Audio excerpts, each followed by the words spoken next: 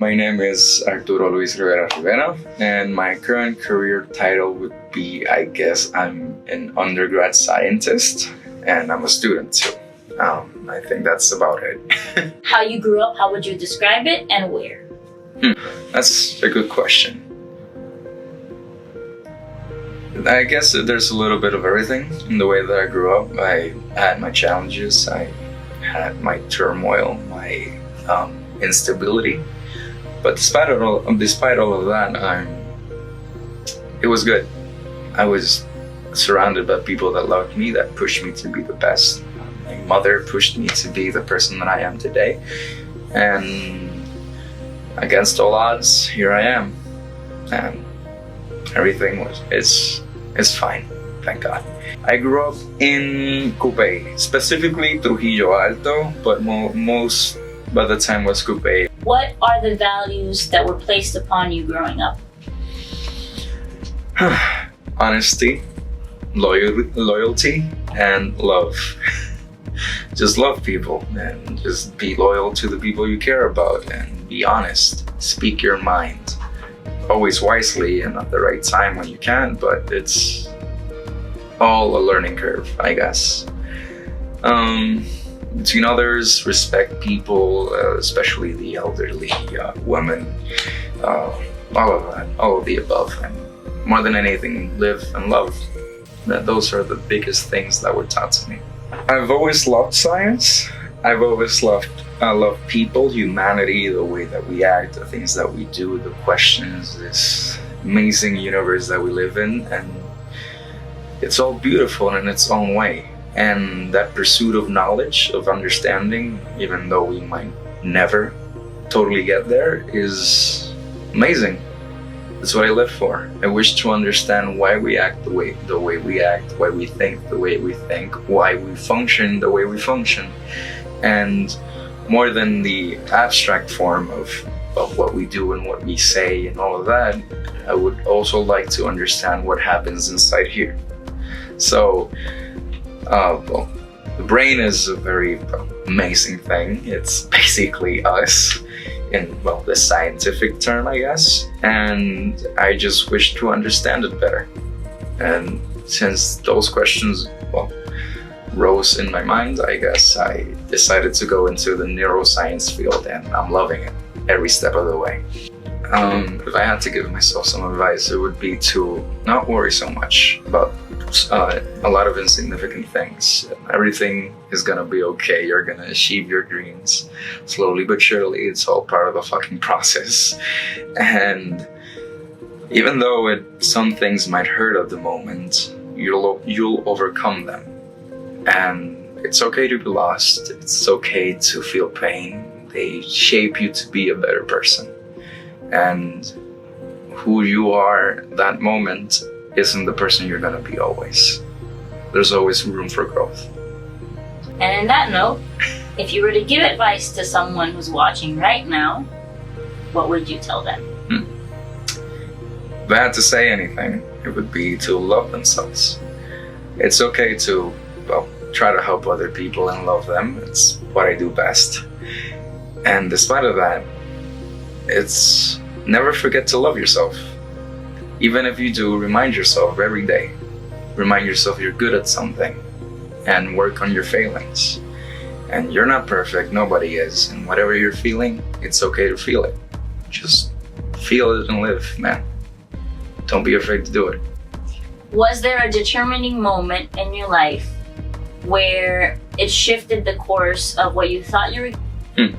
So, ironically, when I was part of the NSA, I'm terrible at spelling that, I used to go to the bioethics talks that they used to have, and they weren't specifically about neuroscience, but the more that I spoke to people and I talked about what I loved and what I felt and about the anxiety that used to envelop me, that was the biggest thing that used to hold me, that it just didn't let me grow.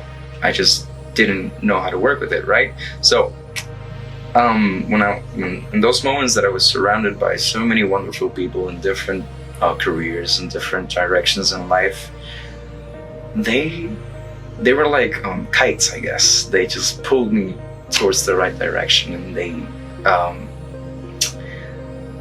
not even pushed me, that's not the right word. They opened my eyes. They were like rays of sunshine in the early morning, where you just, from all the dark, you can finally see things as they are. And that opened my eyes, and I said, no, this is what I want to do. This is what calls me. This is the song of my soul, I guess. And I have to sing it. So that pushed me. And the people that my friends, they pushed me a lot. They helped me a lot. And even though they pushed me, at the end, the choice was mine. So with all their help and my own determination, I decided, no, life is too short to not live it. So I'd rather do what I want to do, and do what I love, and do what interests me. So here I am, doing all of that. Cool. And I remember in your interview, you spoke about your anxiety, and how essentially you had to overcome it to then make the decision and say, I'm gonna send an email to this PI no matter what, and I'm gonna follow this dream I have. So can you talk a little bit about how that experience was at the moment? Terrifying. The experience was terrifying, but it was amazing. It's like jumping off a cliff. You don't know what's in the bottom of the river, but you just jump. We fear, and that's okay, but that's part of it. And anxiety is a pretty normal thing. It plagues us all. Some more than others, but that doesn't mean anything. We just face different demons, and we have to slay them or tame them. And that's all part of the process. And I was terrified. Each fucking step of the way, terrified. But each step I took, even though sometimes I took a few back, they felt good, and they kept me going. It's baby steps at first, and then you're running, and then you're riding a bike, and then you're just living. And yeah, despite the fact that I was terrified, it was truly a beautiful experience. I love writing poetry. It's something. I used to not consider myself a poet because I don't like to think about myself that much, but dealing with all those things about self-love and opening up more about how I feel about myself, I'm being more honest to myself. I'm not being so harsh. So yeah, I guess I'm a poet.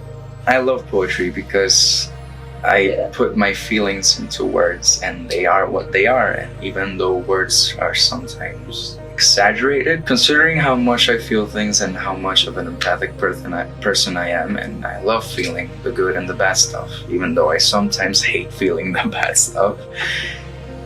The thing about poetry is what I feel and what I write are the same thing. There's no hiding, there's no mask, it's what I feel. And through the pain, through the love, and through all those good feelings, things truly are what they are, and things are what they seem. It's beautiful, and I love it.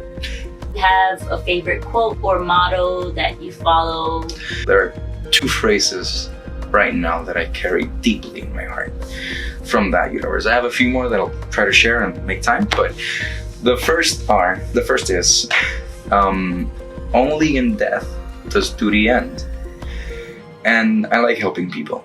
It's what fills my heart. And it's not necessarily, I feel good from helping people. If it's in my power to help people, why shouldn't I? It's just who I am. It's my nature. So I will only stop helping people the day I die. Because to me, it's not a favor, it's a duty. And it's what calls to me. And who knows, maybe if there's a heaven or anything like that, if I can help people after death, then fuck yeah, I wouldn't die. And the other quote is, for those we cherish, we die in glory.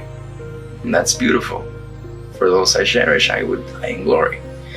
It goes in the same vein of helping people and all that, but specifically, it speaks more into how much I love people. Loving is the best thing I do. It's the most important thing I do. And it's what I love to do the most. And it's what makes all of this worth it. through all the pain, through all the suffering. Loving is what keeps me going. And it's beautiful. So, another quote that I don't think I'm the original inventor or anything. I just thought of it for some reason. It was like sunshine, much needed sunshine to the flowers of my mind. And that's what life is. And despite everything, the good and the bad, it's all much needed sunlight for the flowers of my mind. They just grow. I'll fall, but I'll rise. It's all a part of the process.